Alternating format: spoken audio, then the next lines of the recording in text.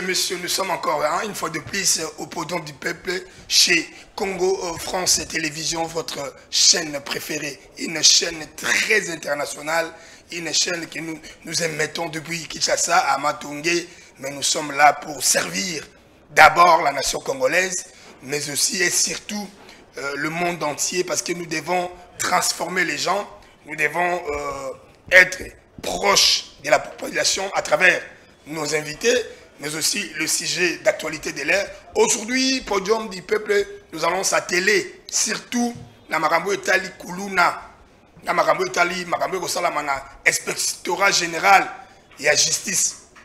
Pourquoi inspecteur général à justice mais ça a bloqué le dossier?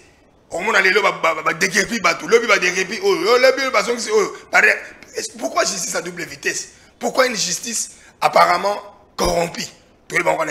Sur la paix, sortie médiatique, et moi, Gilles Alinguet Nkei, chef de service, Nakatia IGF, Oyo, Azo Tombo la Bendele ya Mboka, à travers un contrôle concomitamment, un contrôle efficace, à travers sa patrouille financière, Motakomi le Loba, Banga, tout le monde a signation, il y a l'État, il y a mis sur l'État, surtout dans la régie financière, n'a pas de belé, au bazo géré mis sur l'État. À bon escient parce qu'il y a un flic. Et le flic, c'est Gilles Alinguet Nkei qui est là au chevet de Congolais. Parce que ce qui me dit que na mboka, tu retournes à l'école, tu fous à policier, tu fous à militaire, tu fous à enseignant, le corps médical, tu fous à bien parce que mesdames et messieurs, je ne suis pas seul, toujours accompagné des amis, des intervenants, des leaders d'opinion. Tu sublimer moi le président de la République, qui communauté à travers l'émission Nabiso, au travers cette émission Podium du Peuple, nous avons suggéré, nous avons demandé à monsieur le président, à Zala Nabato Mosusute, ministre intérieur, ministre intérieur, ministre de la défense, Azokokate. Donc, qu'est-ce qui ne va pas? Est-ce qu'il y a une main noire derrière tout cela? Il y a certains de nos politiciens qui sont derrière la tuerie macabre, un projet macabre pour nos bomba congolais. Boni Bunagana, vous avez vu les images ont circulé la toile de l'internet. Il y a un Kuluna. Tout le monde na bandalunga batumbi kuluna. Tout le monde na bandalunga kaka na bandalunga na timasi bazo kata même kuluna mike. Tout le monde kuna na mumbele ba kuluna bako menacer policier. Moi na mboka ndeko na biso colonel Yav. Colonel Faustin Yav. Aloba qui bien, nous devons collaborer avec la population. La population dénoncer Bakuluna. Surtout nos mamans. Maman au Bazali, Kobomba Bana Bango protéger Bana Bango. Donc solo là, mais d'entrée de jeu, nous remercions le propriétaire de cette chaîne qui n'est autre que monsieur le DG Didi Dipumba depuis Paris. Nous, ici à Kinshasa, nous travaillons. Nous sommes là en train de mouiller nos maillots pour tomber là, le coup la chaîne Nabiso. Congo France Télévision. Je ne suis pas seul dans ces plateaux. Je m'en vais rapidement acquérir un ami, un koumou, un chef coutumier. Mon avocat Nicolas Ngango Boni. Mbote ndeko sombo di bele. Kalaka ya ngumba ya kisasa.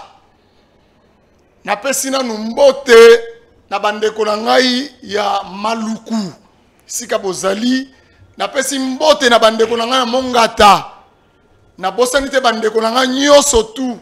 O bazana Masia, na Kwamutu, na Mashambio. Na ba village ya mike nyoso moya kotangeza te. Na bosanite na pesi mbote na bandeko na nga ya Congo Brazzaville et pa ya Roi Makoko. Na pesi mbote na bandeko na nga ya Gabon, République du Gabon. Na pesi bino mbote. Donc yo zana bandeko partout. Na pesi mbote lisusu na bandeko na nga ya Cameroun. Bo bandeko no bayaka. Non, bandeko na nga bayaka baza bandeko tozalaki na bango mais napesi bango mbote nayebi te nzamba limbisa bino. Mais nous ne devons pas rester avec un conflit rancunier. Na oyo bozo sala et la communauté fait kutana pour na ko sala calmi tuerie ici là ba aspect ko bomba bato ici là non. Napesi mbote na bana ya Kinshasa mobimba po Kinshasa ezali village na ngai mboka na ngai Kinshasa na botama awa mboka na nga awa makambo na nga nyonso tu awa donc yango nazaka ndeko sombo dibele kalaka engumba Kisasa soki nayoki likambo moko na bandalungwa to na kisenso nazomona kaka botumboli ngai na Kisasa na ngai. Voilà, merci mesdames et messieurs, nous allons commencer rapidement dossier à mon amboka kuna na avenue sport numéro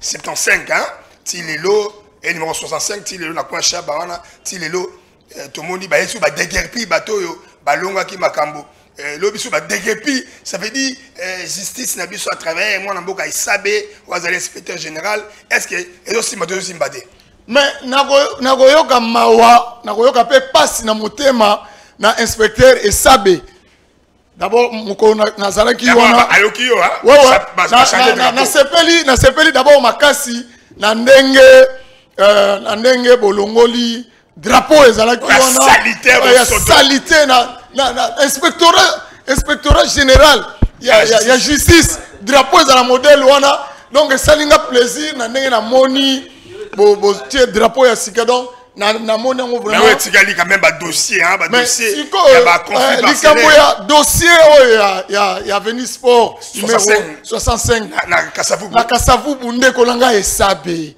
olobaki makambo nyonso tu eze pa na yo mais tozomona lelo baye ba degerpir batoyo lobi bazongisi baye bisu ba degerpir tozo comprendre justice yango komi deux poids deux mesures tozo yeba à couteau tiré tozo comprendre inspecteur Esabe il y a justice mais moi la justice elle est une nation tant qu'on a un conflit récurrent il y a le pango mogo il paraît m'gatika ngo nièce le pango papa kolu na yeso ki tekasala ateki yango et puis ba kufanae ozomona teke baba tu faut pas songa na ba droit na bango mais inspecteur a to bloquer machine ya mona tolobaki na inspecteur Esabe tolobaki na émission o elekaki awa kaka na podium du peuple tolobaki inspecteur Esabe dossier wana eza na maboko na yo oyebi d'abord eza clair c'est très clair comme ça clair donc eza clair soki kanyaka eza na se Gilles Ngete akokota kuna etali biso te donc mais tozomona azo Gilles Ngete aza pona ba mission likambo ezali clair eza clair zongisa dossier na maboko na nzela nango ndenge ezali po bandeko o famille tekasala famille wana bazwa eloko na bango calmement na lelo baye ba bengani ba oyo lobi baye bazongisi ba oyo donc tolingi yango te inspecteur Esabe mwana mboka tozo senga na yo vraiment ozongisa Touré moi image ka ya mokie wana ya lupango wango parce que ba service na biso ya reportage bazwa ki moi extrait ezaka 20 secondes je crois pour to commenter ngo susu bongo mwana mboka bonika mbunga akokota pe na plateau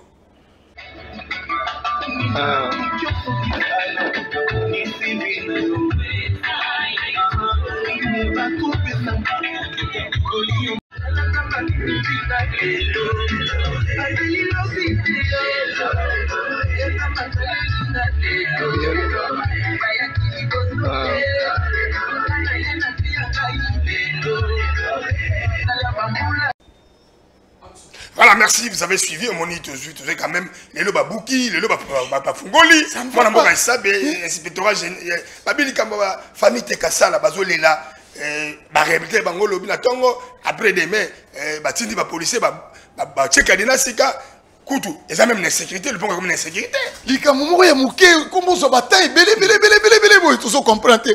Dossier za na maboko na yo, inspecteur Esabe. Tout ça qui na yo. Olobi que non, makambo dans quelques jours les aussi.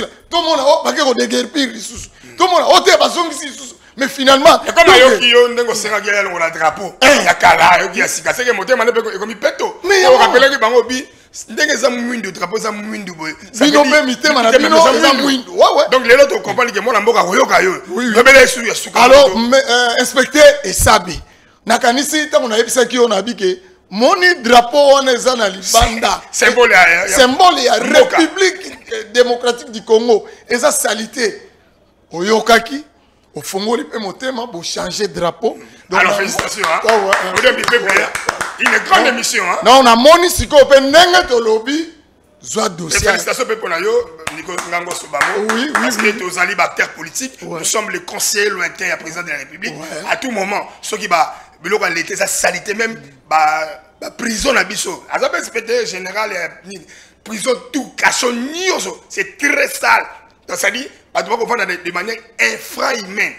Ba doit vendre dans la salité na koto tutumbidi koto farata koto biloka buzoba en tout cas il faut peut-être mettre cette na makamwana. OK ba cacho est belé na ville province à Kinshasa inspecteur Esabe oza musala makasi. Ah musala makasi wa ba dossier na yo pe to koya na mikole koya to zoya to sir sano likambo to za na ngoya dossier ya kasavu boyo to lingi on mettre en fait mamba ozana ba dossier belé oyo koyaka na podium du peuple oya yo inspecteur Esabe atebele ba benga biso joindre ba ba dossier c'est belé ba baola na mabelé kuna inspectorat général de la justice na libanda là-bas parce que ba dossier monsieur ça clair que ma muto lupango etali été ma tekengo me babi toujours ce qui mbongo zo circuler oui donc on a inspectorat on dirait circulation ya mbongo zo sala makasi ya faut to lisu likolo ya lisu donc est-ce que ce que ça la bongo zo aider mokonza mboka parce que mokonza mboka ba conseil na belé ba benga ipengai babi ndoko Basile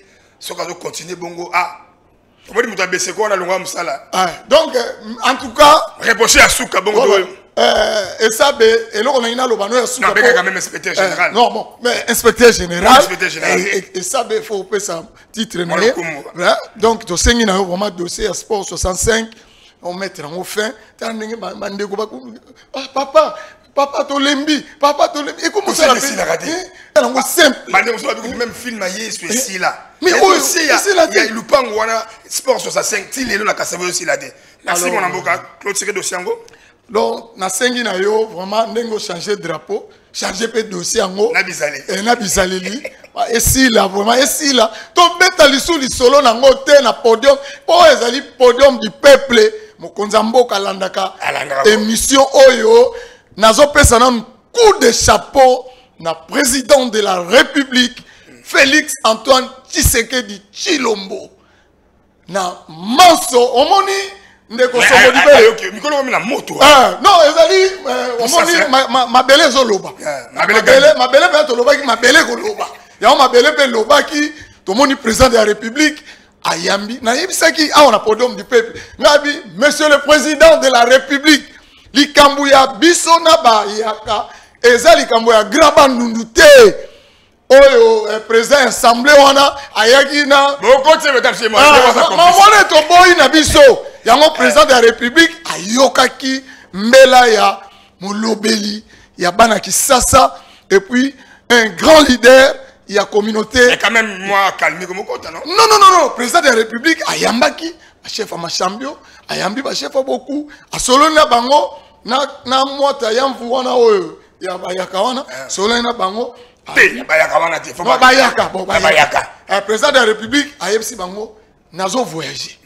tant na kozonga to kokuta na lisusu na lingi lisusu likambo wana na yokango mais moi na mboka activité lelo Martin Fayulu lobby en tout cas ba témoin basé belé bazoloba apparemment bozo bombara guerre ethnique c'est comme si millions ya bato moko ya ba étranger non lelo Martin Fayulu activité c'est un grand leader politique de notre pays un grand opposant à un régime sombo dibele omoni makambo ya biso ya kwa mutu na bateke na bayaka eza problème te babana kokosa ote batu moko boye te eza makambo oyo toyebi eza na ba politicien belé bazana auto terre na ba komona bango o mikolo tozo zela rencontre ya chef de l'état parce que wana ba notable na ba communauté tokozala biso ba témoin ba arbitre tokozala wana sikonde tokoyebisa en face la président de la République Songolo président de la République et là on a l'ingakaye Azo noté et puis ye tangwa musapi wana tangwa atiaka boye déjà ezaka mabe donc yango na sengi na bandeko baza na ba village ya Bikana na village ya au place penda base na bango ezali côté ya Masese na rivière Mbuma bino batpotika li wana o bozo sala terreur ya kobomaka ya kotumbaka les deux communautés aussi to vandi ba commanditaire bazo tinda bino to sito yebi bango bobima na malembe biso to lingi kimia na communauté na biso to saki na bino to bali bino to boti na bino likambo euti wapi to sa famille likambo ezalaki na ngo kaka lokola ba matisi kaka ba droit likambo pela mo mais na mona ki ba audio moko boye ya salité boye neti ba kosila honorable Kester papier puis na makamba non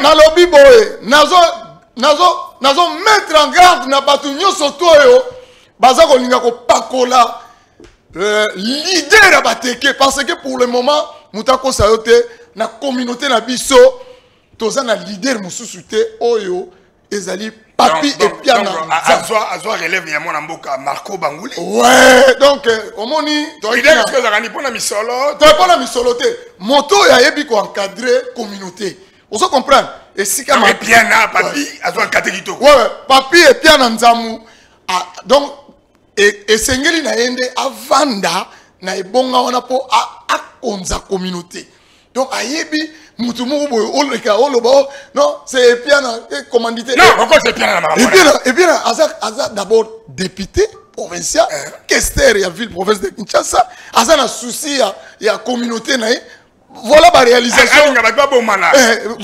c'est quoi ba réalisation ya sali na Maluku tala Maluku azala pendant 10 ans bato baleka kuru na salate na Maluku bato baleka ndeko nanga sombo dibele bato baleka na bangwenda eloko moko te même ata toilette ya pamba oyo basala te même ata hangar ya pamba ata mo école moko boye ata ya 4 ya maternelle basala te lelo epia na développement na Maluku université de Bateke l'homme a félicité alors boya ko pakola e ono et puis na makambo wana beaucoup de ça été toyebi ba commanditaire et puis soko échoué na politique soko échoué na politique soko yo comme on manipuler ba chef coutumier yo so mon chef coutumier alati dira ya pembe alobi ono naza na course ya pouvoir ya bokonzi o so mona jamais omoni pouvoir nde boy pouvoir ezaka couleur ya makila oye lamba pembe pe na etandoike okene koloba ote ngai naza ko wela pouvoir voilà to bi bato ba détracteur botika kombo ya mwana mboka papier mpiana nzamu wazali bongo honorable Kester oyo biso prix ya presse objectif mutu azamani donc mutu akala presse objectif to décerna qui est mes photos le jour il y a repé sa remise je crois que vous allez dimanche oyo na nzamu espace nzamu kuna na Maluku to remettre officiellement et puis na bosani il y a développement rural ça dit Maluku une commune rurale urbaine une commune rurale mais à Tombolango avec ba université à Kitoko ba hôtel à Kitoko ba école pour na ko encadrer jeune donc a rejoint prix na il y a presque objectif au de bengi prix il y a excellence et puis modèle de la jeunesse na encouragement nous donc félicitations à vous papier piana et puis dimanche ango wana ndeko Sombodibela lobby et qu'on a la présence ya monsieur le gouverneur de la ville de Kinshasa na molonga ni na ye adjoint molonga non adjoint na ye Jekoko Gérard Mulumba donc bana Maluku ils émission babanga te c'est là et qui n'est pas babili boza calme dimanche toza na Maluku qu'on appelle prix à honorable Kester papier. Mesdames et messieurs, vous êtes en direct en train de nous suivre parce que Bobengenge Belé Bobengenge Lutende les tracasseries policières bande comme ça j'ai mis tout moni Kuluna ils ont se battre plein nango ils ont élire domicile mais avant tout sur la marma Kuluna président de la République mon amboka Tutu Félix Tshisekedi Tshilombo Mukwantombolo beaucoup laka parce que Bangala va bengue beaucoup laka Fachi Béton lelo à Rosakam sur la tribune pour nous couper sa discours. Mais discours à Rolobani, mon amour Nicolas, parce que vous voyez que officiellement, Rwandais, ils reconnaître que M23, ils allaient groupe là-bas, ils armé pour la téléménation FDL et puis secrétaire général à l'Union Bisso, Congolais, Naba Ougandais, tout ça la réunion, tout Yokana, pour tout qui n'a pas calme. Moi, la complicité internationale. Aujourd'hui, le président sera face au monde. Agolobanini, selon ma canisinayo. Selon ma canisinayo, président de la République. Agotel, c'est la vérité. Agotel, c'est la vérité. Il y a agression. Oyo, pendant qu'on a besoin de Rwanda, pendant qu'on sala, tuerie partout. Dès qu'on a son bodibeli. Il y a Bunagana. Bunagana, babomi batu. Na kwa mutu na territoire, kwa mutu babomi. Mais il y a un autre président de la République, Alinga Loba. Botika epe kimia.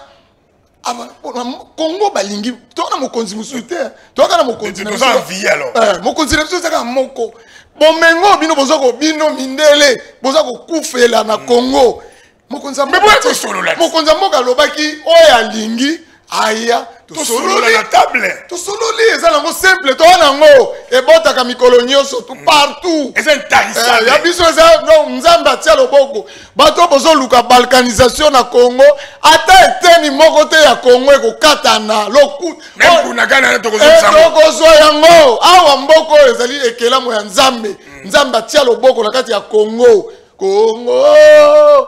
Congo nde mboka Congo mboka ya bakoko sie manda maluri mokili makambu président Roloba sous nini à part wana atalisi bon est-ce que ça va mindele que vous êtes complices vous êtes armés en train d'armer le Rwanda ils ont pas bomba batu mboka nanga eza soni obukola la ka boye na runa kana kuna babomi batu bulamuki na to na ruchuru kuna babomi batu eza ninyango ovandi boye soki na babomi batu ovandi boye na kwa mutu kuna massacre bandi kotumba kokata na kilti na biso ba bantu ndeko nanga somboli be biso to mona na te chef coutumier un chef coutumier yango moni tozo senga na président de la République likambo président de la République Fachi Beton mwana Kisasa oyo ba congolais nyonso tout ba pesi yo confiance communauté Tekeumbu à travers le président ya communauté David Matadi Kibala abi to ana mutu mususu ate pot likambo esila le seul et l'unique président Félix Antoine. Alors merci mesdames et messieurs, hein, il y a des messages qui sortent de le computer, hein, le PNSF sur le computer, on attend quelques messages. Ah ok. Bonjour, mon amboka, Ndeko Basile Sombodibele, émission Kitoko, chef coutumier Azoloba bien. Azoloba bien, mais Azoloba bien, besoin de Maramba, IGF. Nicolo, tout le monde, IGF à Kiti Mwandam. Est-ce que, à l'invite ou à l'inviter? Bonjour, Basile Sombo, Ngaïna Njili, Tokomelio, parce que Kuluna, tout le monde est dans la bandade Batumbi. Est-ce que tu as une image? Mais non, ce sont des images très très sensibles.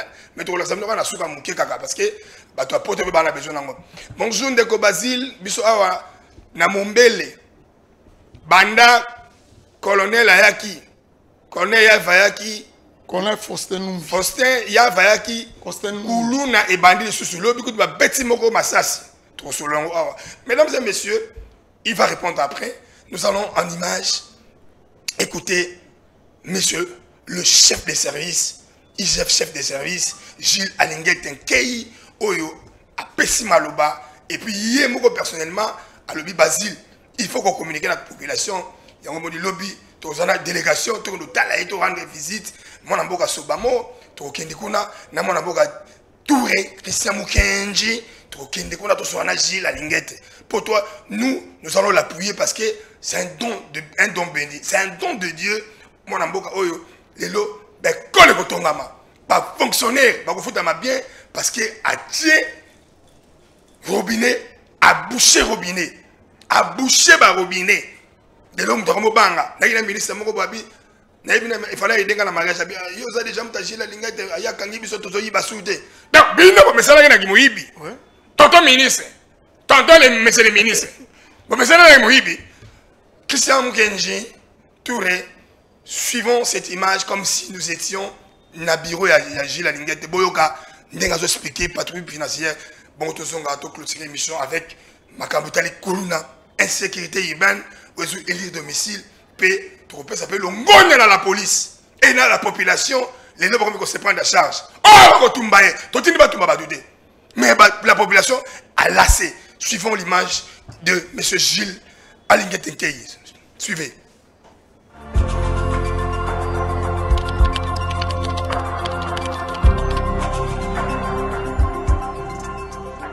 Tout ce que fait l'inspection générale des finances, c'est sous l'inspiration de son Excellence, Monsieur le Président de la République, chef de l'État. Je peux vous dire sincèrement, qu'il y a une volonté ferme du chef de l'État de mettre fin à l'anarchie dans les finances publiques. Et là où nous avions toujours rencontré la meilleure compréhension quand nous faisons le travail, c'est auprès de notre haute hiérarchie, le Président de la République. Il accompagne l'inspection générale des finances sans faille dans la mise en œuvre, dans l'implémentation de la bonne gouvernance. Il nous demande toujours une chose, de travailler dans la légalité. Dès lors que le contrôle a priori, la patrie financière est dans la légalité, le chef de l'État ne pouvait qu'encourager l'inspection générale des finances, qui est son bras aujourd'hui de lutte contre le détournement des deniers publics.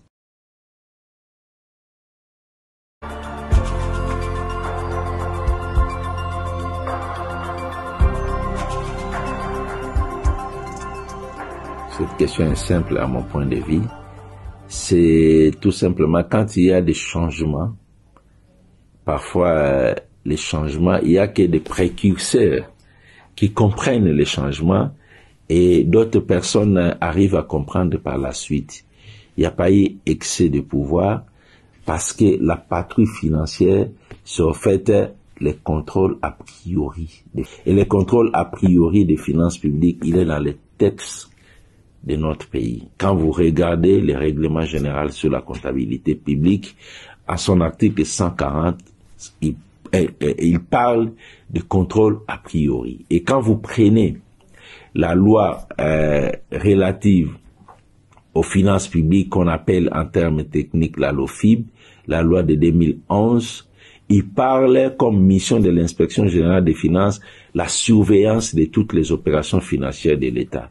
Et quand on parle de la surveillance, un surveillant, ce n'est pas celui qui vient constater les dégâts. Un surveillant, c'est celui qui veille à ce que les dégâts ne puissent pas se commettre. Donc, le contrôle a priori, il est prévu dans les textes et ça venait d'être activé maintenant pour pallier au fait à des insuffisances du contrôle a posteriori qui se limitent à constater les dégâts, les détournements, les vols, la corruption et dont les actions de récupération des produits de détournement sont aujourd'hui presque nulles. Voilà pourquoi on a décidé, tout en restant dans le cadre légal, de passer à un contrôle a priori qui est un contrôle préventif, qui est un contrôle qui s'est fait sous la programmation de la dépense publique pour éviter que les gens qui exécutent la dépense publique puissent commettre des irrégularités ou des détournements. Donc c'est un contrôle en amont qui assainit déjà au fait les actes de gestion qui devraient être posés. Alors comme beaucoup de gens n'étaient pas habitués, les gens nous ont dit non, venez, non. Vous savez d'ailleurs le contrôle a priori, il est déjà activé dans tous les pays développés qui ont fait des avancées dans le cadre de l'assainissement de leurs finances publiques. En Belgique, ils sont déjà au contrôle a priori depuis plus de 30 ans.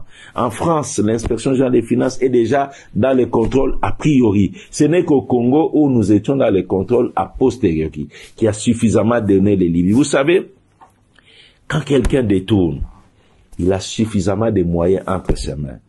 Des gens qui détournent des centaines de millions de dollars, ils deviennent puissants parce qu'ils peuvent manipuler la justice. Ils peuvent manipuler la politique.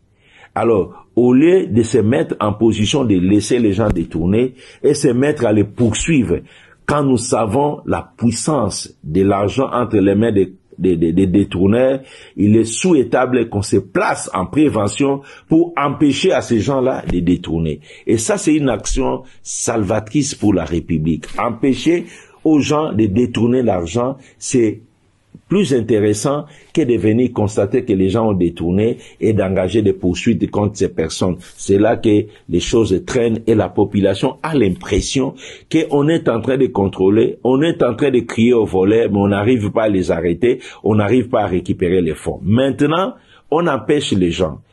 On change, au fait, on sent la nervosité dans le chef des personnes prédisposées à faire la prédation. Ils sont nerveux et dans l'entretemps, nous, on est là pour les empêcher de poser des actes de prédation. Voilà, ça c'est vraiment l'implémentation de la bonne gouvernance au finish.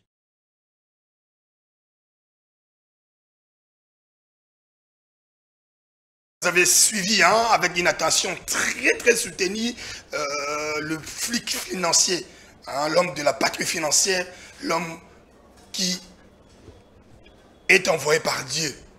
C'est-à-dire que la patrouille, ça va faire la bango pour sauver une nation.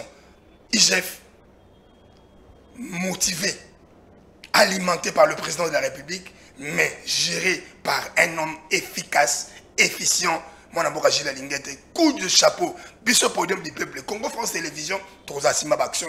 Moi, je un mot sur Gilles Alinguette, président Moutou, Azako booster ma casse pour Misolo, Yamboka, et qui n'est pas colle, ton bloqué belé. Merci beaucoup, na inspecteur Gilles Alinguette, dans mon salon, qui toque au salon. Parce que, et comment qui Sony, na mboka na biso, so la mouki na tongo boy, oh, bayibi. Oh, bah détourner kuna. Mais vraiment, coup de chapeau, na combo ya bana Congo nyo surtout, tobi voilà, moto yo, azana confiance et puis na vision ya mokonzi mboka, l'homme qu'il faut à la place qu'il faut, Gilles Alinguette. Merci. Vraiment donc courage parce que mbongo ekomaki on a fait qu'on fa kuna ba détourner. Oh, on a lina foot kuna ba yibi mbongo. Oh, na EPST kuna ba yibi mbongo. Vraiment. Tane ba bomi sport. Voilà kuto kota rapidement. Ndeko na ngai sombo di. Non, avec la félicitations. Arraché la qualification. Na sepeli.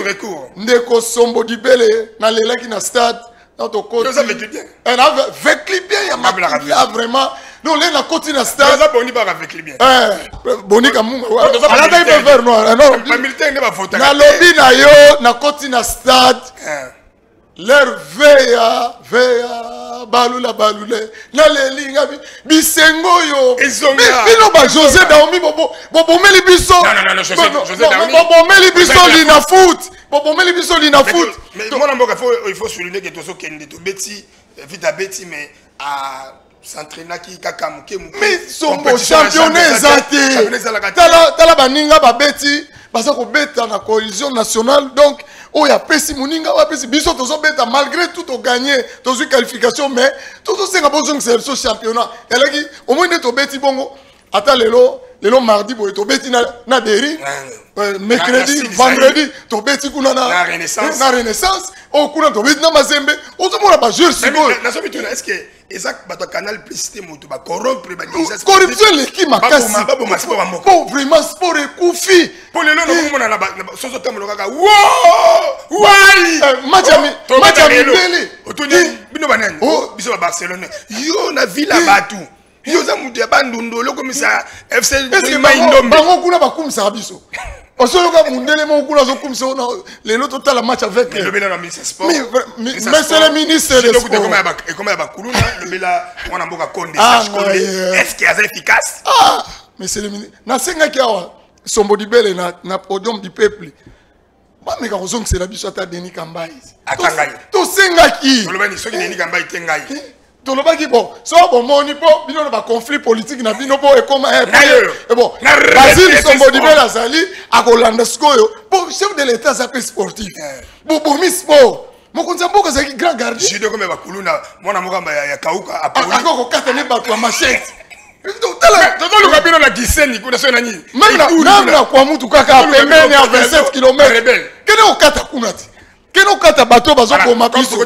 na ndenge be sport et baby et yango moni lelo délinquance juvénile encadrement jeunesse et koufi parce que quelques-uns, hein, bon, Lambert au Sango, Meka, Bajano Binanu, Bunda Kwakate, la majorité, Tiki Pona, Yango Boti Kuluna, Maître Ajido, Maître, Boxer, comment Botiki Bisoto Tokola, Nabakasavu, on a Maître Pamelo, Omeki, pareil à Fundi, Naba parent, quand les lots, image, tout le monde, moi, tout l'exemple image, c'est parce qu'ils ont la sensibilité vraiment mondiale, N'engeba Tumba, Kuluna, Bisoto Bi. Ton compte à Maramorati. Ton CP ne peut être pas passer dans Lyon. Mais, Bozui, bon pour ça, bon là qu'ici, moi, je suis maloba. Na mombele, yo monte mobile, c'est mi machette dans la policier. Coup de chapeau na colonel Faustin Numbi, na parade mounene wa saki na mombele. Et boti ba fouiller. Et boti sko ba fouiller. Ça c'est pédagogique. Donc, biso to, ba policier ya tengama bazako mona maloba ya colonel Faustin Numbi alobaki amsu bazo silika mais nzokande tala siko ndenge bot donc bomi bimisi bomi la kisi bokasaki ke batiki bino papa ça bango je pas comme mutambo ça bino on a pena mutuna lycée j'ai qui c'est arme de feu yo ça la arme blanche siko tala il faut tout kangina ba kraka na kufia kraka bena na maboko to kunela ba et puis ebembe wana tozosenga na la police ebembe wana et pas na bon mameka ko matanga te parce que yé avec une intention à bomba policier ndeko sombo soki machette wana ezwaki policier mais le cadre de défense donc policier amonaki na suki po akomaki dépanaye ata mais ngana ko azoya makilo banyau bamelaka to yibite na ba gene na ba bombe yango tozo senga na police nganda ya bombe a gene bangi on peut quand même applaudir pour la police non bongo to sengi na bino pe population okutika s'impliquer policier na nganda ya bombe kangaye bino pe policier ba civil pe bokangi policier boke kotika ye na soucia bolobi ke azomela bombe na bangi na ba kusonga mission rapidement 30 secondes conclure émission par rapport il y a mon amboka inspecteur général il y a justice et Sabé bon to sengi na ndeko Esabe vraiment dossier ya parcelle intégration la Sumelo bonsoir Esabe eloko kolobela te na lingi émission ya sima to pesa to betelo pe maboko na podium du peuple que ba trancher dossier wana en faveur ya batu boye o ba parti o bazali concerné donc na to sengi na yo vraiment Mama Jackie e Congo o azolanda biso na pesi yo mbote mama tika biso te mama lobi ke andeko na ngai ya podium du peuple chef coutumier soko lobi mingi boye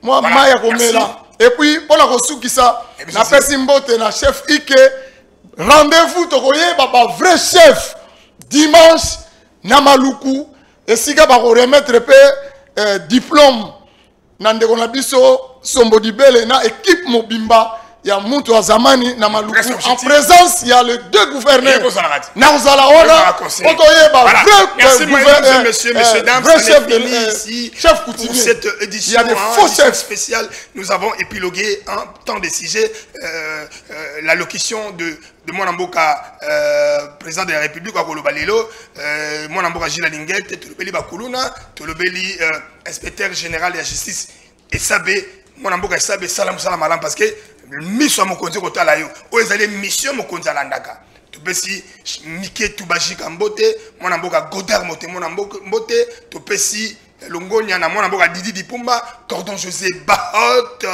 to pesi Yepe Mbote Mwanamboka directeur technique na biso Tokutani lobby ekenge la frontière kuna na Bunagana rebelle armée fire Mwanamboka chef coutumier c'est Malikonga la batamabe la rebelle allez Mamadou Ndala landa bango landa baumbu esprit baumbu landa bango mabele ningana